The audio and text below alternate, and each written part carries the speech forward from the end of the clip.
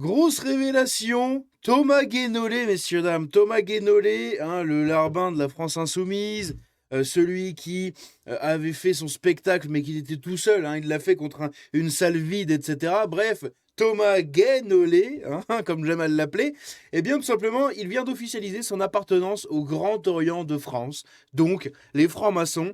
Ceci explique cela sur beaucoup de choses, vous allez le voir.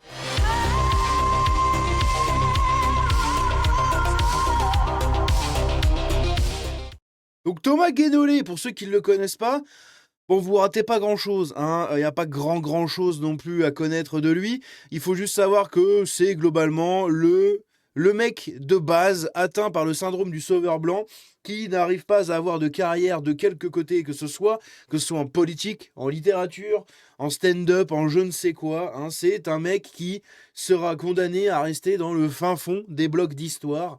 Voilà, c'est en bas, en dessous des fondations, dans la terre. Voilà, il sera oublié de l'histoire humaine. Il n'aura jamais marqué son existence ni rien, quand bien même il le souhaite fortement, parce qu'il essaye de s'incruster absolument partout.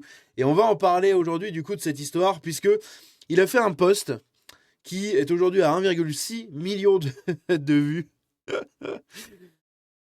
C'est catastrophique. Regardez ça. J'apprends que Le Point, donc le média Le Point, s'apprête à outer mon appartenance à la franc-maçonnerie. Donc outer s'apprête à divulguer mon appartenance à la franc-maçonnerie.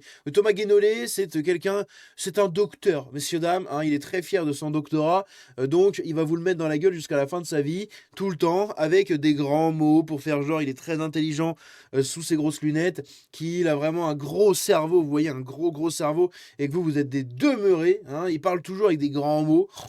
Bon, alors que c'est un péon de base comme tout le monde, mais enfin bref. Donc, il apprend que Le Point veut divulguer son appartenance à la franc-maçonnerie.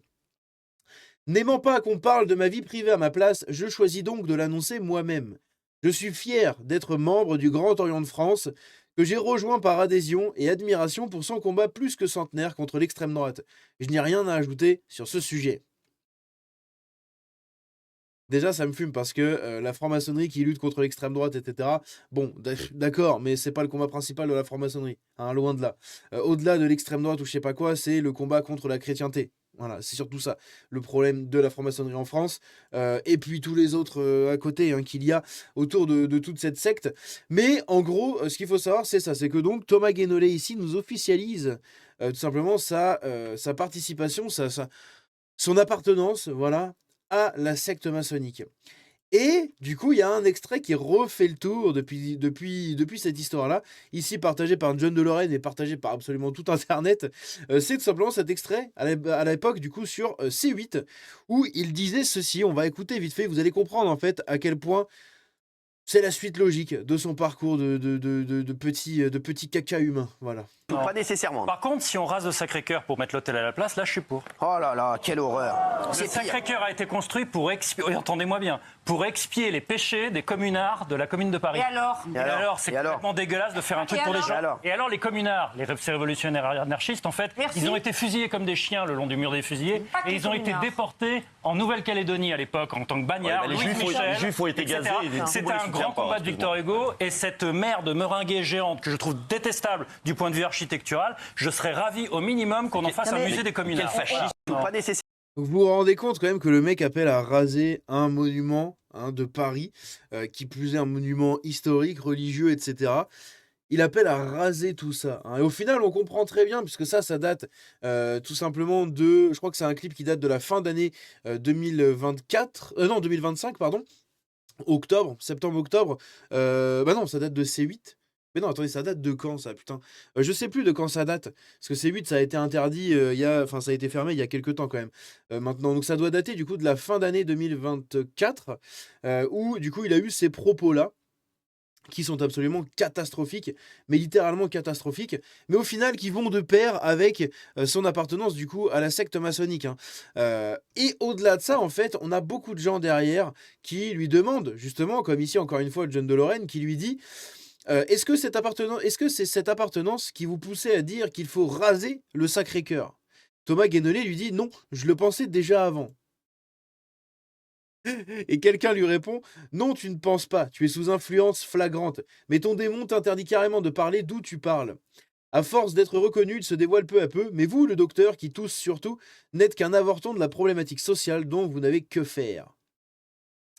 À côté de ça, on a ici Peno La Cuenta, hein. Pour ceux qui connaissent pas Peno, je vous invite à le suivre, hein, mais moi, il me termine ce mec.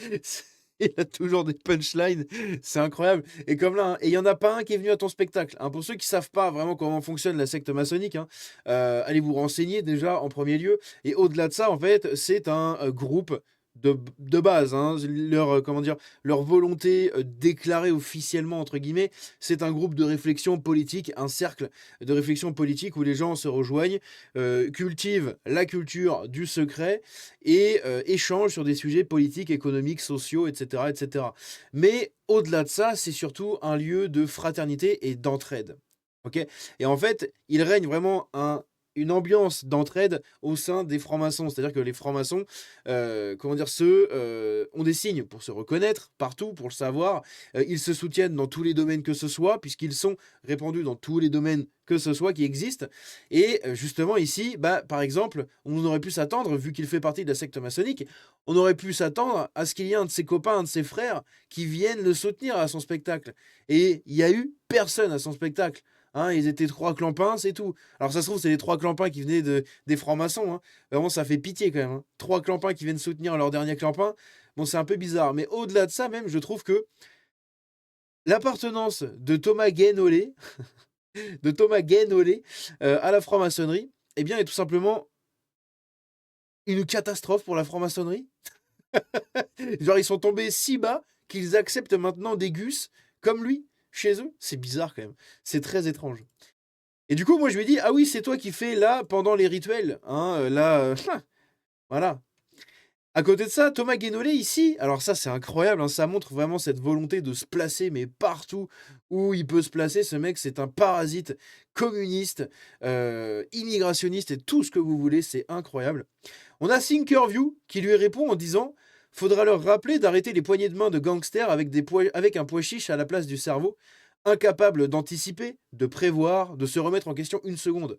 Un mouvement qui sent le vieux, instrumentalisé jusqu'à la moelle, ultra prétentieux, qui s'auto-paluche, et leur réunion, du pur Tupperware party, des soirées à thème pour bobos en quête de sens, pathétique. Si l'extrême droite monte et devient inévitable, c'est que la stratégie pour la contrer était en toc. Les frères, c'est plus ce que c'était. Désolé pour ta vie privée, mec, c'est dégueulasse au plus haut point, mais à force de les maltraiter, vous avez créé des monstres encore plus affûtés. Point, point, avec les doigts. Et bonne année, solstice et tout le folklore, bro. Et ici, Thomas Guénolé répond à Thinkerview, messieurs, dames. Et cette réponse de Thomas Guénolé est symptomatique de sa volonté de se voir invité partout, parce que c'est un être exceptionnel. Hein, bien sûr, avec son gros cerveau. Puisque vous êtes là, mon cher Thinkerview, je suis dispo pour passer chez vous le cas échéant. J'ai jamais vu un opportuniste aussi peu discret. C'est vraiment mais l'idiot du village originel. Hein. C'est incroyable. Hein. L'idiot du village communisto-gauchiste originel. C'est lui. Ne cherchez plus, vous l'avez trouvé. C'est Thomas Guénolé. Putain, ça fait une rime, c'est pas mal. Donc Thinkerview qui lui répond: sujet, objectif, hein. Ah, pourquoi faire? Moi, j'aurais mis ça. Hein. J'aurais répondu avec l'image des inconnus et ah, pourquoi faire? Ma théorie, hein, là, ce qui est marrant, c'est que du coup, Thomas Guénolé le prend au sérieux. Il dit: ah, putain, on va peut-être m'inviter. Bon, c'est lui qui se serait invité tout seul, hein. Mais il est content. Ma théorie du choc des empires au XXIe siècle, dans le livre que j'ai publié chez Armand Collin en 2025.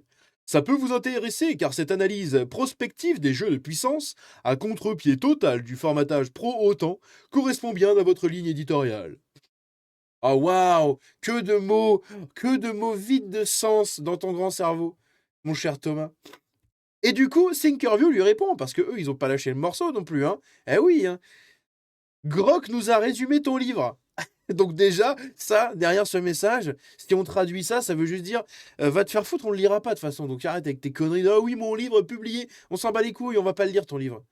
Tu t'appelles Thomas Guénolé. À quel moment on va lire ton bouquin en fait?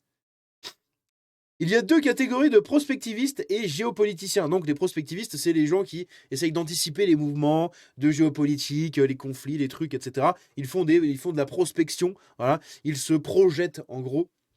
C'est un peu ça. Enfin, dans le sens où je le comprends, pour moi, c'est ça. Donc il y a 2 types de prospectivistes / géopoliticiens. Le type 1, il y a ceux qui croient vraiment à leur propre analyse, la mettent en pratique et prennent des mesures concrètes pour s'adapter, ou en profitent. Et le deuxième type, ceux qui se contentent de causer, de tweeter et de passer en plateau sans jamais risquer un centime ou un vrai choix personnel en écrivant des livres aussi pertinents qu'un des livres aussi pertinents qu'un filet d'eau tiède. Si t'es vraiment du type 1, dis-moi, depuis 2006, quelles ont été tes mesures proactives? Et ça, c'est une très bonne question. Et d'ailleurs, on va regarder ça, du coup. On va regarder vite fait, on va demander à Grok de nous résumer le livre de Thomas Guénolé. Voilà. Attendez, hop. Résume-moi ce livre de Thomas... Merde. De Thomas Guénolé en quelques lignes. Hein, on va pas non plus pousser le vice jusqu'au bout. Ça reste Thomas Guénolé. Pourquoi ça ne marche... Ah oui, putain, faut que je... Merde. Alors, attendez, je recommence. Voilà. Résume-moi ce livre de Thomas Guénolé en quelques lignes. Alors, qu'est-ce que ça va être ce bouquin? Résumé en quelques lignes, le choc des empires au XXIe siècle de Thomas Guénolé. 30 ans après le choc des civilisations de Huntington, bon je ne vais pas vous montrer, hein, je vais juste vous le lire. Thomas Guénolé propose une grille de lecture néo-réaliste, inspirée de Bismarck et de Kissinger, des relations internationales. Le monde actuel n'est pas un chaos idéologique ou civilisationnel, mais un affrontement froid et rationnel entre quelques superpuissances qu'il qualifie d'empires, donc les États-Unis en déclin relatif, la Chine en ascension, l'Inde montante, le futur empire indonésien, le pseudo-empire russe, etc. Ces empires se disputent les sphères d'influence, les ressources et l'hégémonie via des conflits, des alliances opportunistes du coup, et réalpolitiques, avec un risque majeur de Troisième Guerre mondiale. L'auteur met en garde, si l'Europe ne se transforme pas rapidement en véritable empire européen, une Europe puissance souveraine, elle sera broyée ou vassalisée par ce choc des empires. Alors, est-ce que je vous ai brûlé des neurones à vous lire ça? Je ne sais pas, mais moi, oui. Hein. Globalement, son livre, c'est quoi? C'est juste nous dire, voilà, sur le monde, il y a des empires, à l'aide au secours, les Chinois qui montent, les Indiens qui montent, l'Indonésie qui monte, la Russe aussi, les États-Unis qui déclinent, vive l'Europe puissance. Bon, bref, c'est un discours européiste, souverainiste de l'Europe, que dalle, hein. Mais un discours européiste à la mort moelle-neu qui est responsable de la destruction de notre pays comme on l'assiste, comme on la voit du coup actuellement. Bref, donc au final, un livre un peu éclaté. Thinkerview qui dit « On n'est pas en train de parler politique ni d'activisme. Ce que tu fais en dehors de la prospective froide n'est pas le sujet. » Et donc, Thomas Guénolé leur répond « Bon, manifestement, en fait, tu ne souhaites pas que je vienne. Tant pis. Dommage, cela aurait été un entretien intéressant. Bonne route. » Le mec, comment il essaye de se placer partout. Ah bon, tu veux pas que je vienne? Bon, bah tant pis, c'est pas grave. Dommage, hein, ça aurait été cool, hein. Invite-moi. Thinkerview qui nous dit, pas du tout. De nombreux spécialistes en prospective ou en économie nous sollicitent régulièrement pour intervenir. Et en cette année 2026, le temps manque pour des échanges superficiels. Nous avons donc adopté une procédure d'évaluation préalable plus exigeante, fondée sur 2 questions essentielles destinées à sonder la profondeur et la cohérence de leur démarche. 1. Depuis quelle date précise avez-vous identifié et formalisé cette anticipation? Quels ont été les signaux précurseurs concrets que vous avez détectés en amont, etc. Quelles mesures proactives et efficaces avez-vous personnellement mis en œuvre afin de préserver votre indépendance financière, blablabla, face au scénario de rupture? Et oui, et Thomas Guénolé n'a pas répondu. Thomas Guénolé a fait prout. Voilà, il a fait prout comme d'habitude. Ici, on a Maudin Malin, pour changer de conversation, qui dit « Mais tu as des qualités aussi quand même ». On a Boulithiopi. Alors lui, je ne connaissais pas du coup ce Bouli. Mais voilà, il y a Boulithiopi qui nous dit il est invité que le mercredi soir. Puisque je crois que c'est French Carcan qui a parlé juste en haut. Ah oui, il a dit vous êtes à quel degré? À coup sûr, pas au second. Et lui, du coup, répond il est invité que le mercredi soir. Ah, mon cher Thomas, hein, on organise des repas. Est-ce que tu es disponible mercredi soir? Hein? Et ici, on a Jonathan Sturel qui nous dit La théorie plausible.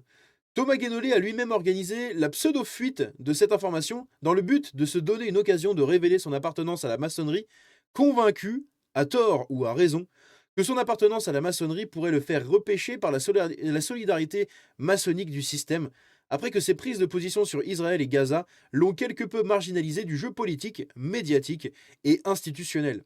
En somme, Guignolé réalise un peu tard qu'il s'est laissé embarquer, c'est pas mal Guignolé, hein, il s'est laissé embarquer trop loin par ses nouveaux copains à kéfier et espère maintenant être sauvé par ses anciens copains à tablier.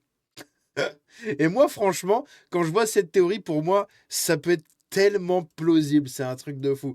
C'est vraiment, oui, non, mais j'apprends que le point veut divulguer mon appartenance, machin, et du coup, il dévoile ça. Et en fait, ce qui me met la puce à l'oreille, c'est dans sa déclaration à Thomas Guénolé, puisqu'à la fin, il dit « Je n'ai rien à ajouter sur le sujet ». Alors que le mec vient quand même de déballer 2 paragraphes pour nous dire que, vu qu'il n'aime pas qu'on parle de lui, etc., il va révéler quelque chose, il révèle ce quelque chose, il dit pourquoi il l'aime, hein, parce que c'est l'admiration qu'il en a pour le combat, apparemment plus que centenaire, que mène la franc-maçonnerie contre l'extrême droite, bref, et après il fait « j'ai rien à ajouter ». Gros, t'as déjà tout dit, tu voulais en dire encore plus, mais tu fais genre « je ne dirai pas plus ». Alors qu'il n'y a rien à dire de plus. Voilà, juste tu les suces parce que dans ta tête, pour toi, ils luttent contre l'extrême droite. Leur seul combat, c'est la chrétienté. Et derrière, l'assistance de cette culture autour des frères maçonniques, etc., de se rendre de l'ascenseur H24 et compagnie, et d'être dans un entre-soi constant entre des bobos issus des grandes familles, des gens très influents, ou peu importe. Bref, ils prennent pas le péon de base là-bas. Donc, ou alors le péon de base finit à faire la pute dans les rituels aussi, ou est invité le mercredi soir, quoi. Mais en gros, c'est ça. Hein. Donc, bref, c'est une théorie assez intéressante ici, du coup, qui est donnée par Jonathan Sturel, juste là. Et enfin, on va terminer par ça, sur le site Le Cateau. Donc, c'est un site avec un mec qui revient sur beaucoup d'actualités, etc., avec un angle catholique. Ici, il nous dit, Thomas Guénolé, donc, il voulait raser le Sacré-Cœur, qualifiant la basilique de merde meringuée. Aujourd'hui, on comprend pourquoi. Thomas Guénolé, ancien de la France Insoumise, vient d'officialiser son appartenance au Grand Orient de France. On le rappelle, Jean-Luc Mélenchon fait partie aussi des francs-maçons. Ce n'est pas un détail, c'est une révélation. La haine du patrimoine chrétien n'est jamais le fruit du hasard. Elle est le produit d'une idéologie maçonnique qui combat l'Église depuis la Révolution. Comme le dit saint Félix de Nol, notre saint du jour, face au lion, on ne négocie pas, on tient bon. C'est sur cette phrase très intéressante, sur cette conclusion que cette vidéo se termine. N'hésitez pas à aller vous renseigner sur la maçonnerie pour ceux qui ne connaissent pas. Hein, vous avez plein de vidéos, plein de trucs, des documents dans tous les sens. Faites un globi-boulga total, utilisez les IA ou je ne sais quoi. Mais dites-vous simplement que ce que vous allez apprendre la plupart du temps, tout se déroule en fait en secret derrière. Voilà, derrière leur image de base qu'ils ont fait pour se racheter une image et paraître à peu près cool, en tout cas cool et inoffensif de premier abord. Cette image de oui, on est juste un cercle comme les instituts de la Boétie, l'Institut Montaigne ou tous ces trucs-là, des cercles de discussion, d'entraide, d'échange sur des sujets sociaux, politiques, etc. Mais derrière, il y a vraiment toute cette volonté aussi de se renvoyer l'ascenseur qui fait que souvent dans les hautes strates de l'État, eh bien vous en avez beaucoup, même beaucoup, trop de francs-maçons un peu partout. Bref, n'hésitez pas à me dire ce que vous en pensez de tout ça dans du coup les commentaires. N'hésitez pas à partager la vidéo autour de vous, à en parler. N'oubliez pas le petit like. On se dit à la prochaine. Et ce fut un supplice de parler de Thomas Guénolé.